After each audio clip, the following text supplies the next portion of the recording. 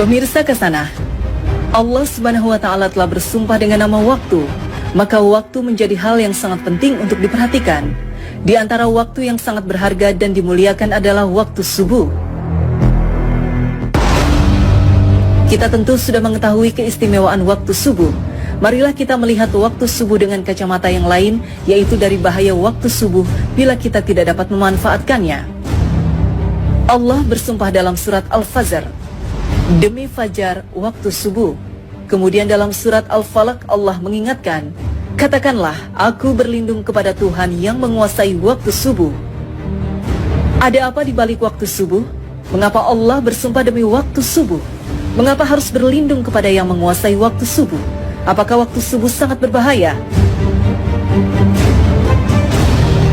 Ternyata benar. Waktu subuh benar-benar sangat berbahaya. Waktu subuh lebih kejam dari sekawanan perampok bersenjata api. Waktu subuh lebih menyengsarakan dari derita kemiskinan.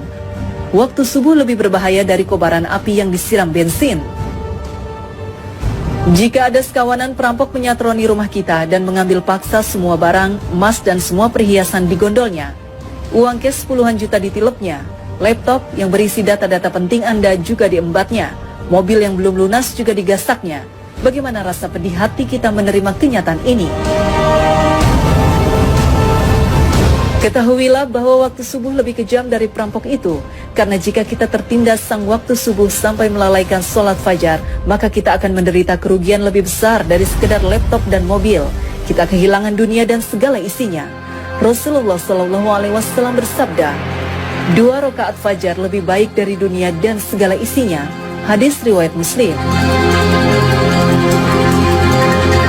Waktu subuh juga lebih menyengsarakan dari sekedar kemiskinan dunia, karena bagi orang-orang yang tergilas waktu subuh hingga mengabaikan sholat subuh berjamaah di masjid, maka hakikatnya merekalah orang-orang miskin sejati yang hanya mendapatkan upah 1/150 atau 0,7% saja pahala sholatnya. Dan barang siapa yang sholat subuh berjamaah, maka ia bagaikan sholat semalam suntuk. Hadis riwayat Muslim. Kita bisa bayangkan sholat semalam suntuk berarti sholat yang dikerjakan mulai dari tenggelamnya matahari sampai terbit fajar.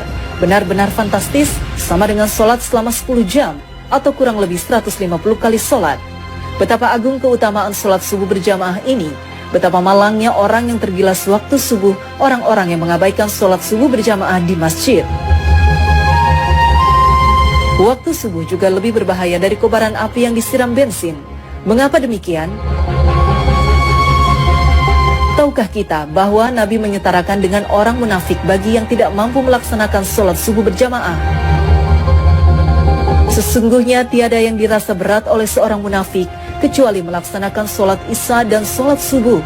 Sekiranya mereka tahu akan keagungan pahalanya, niscaya mereka bakal mendatanginya ke masjid, sholat berjamaah, sekalipun harus berjalan merangkak-rangkak.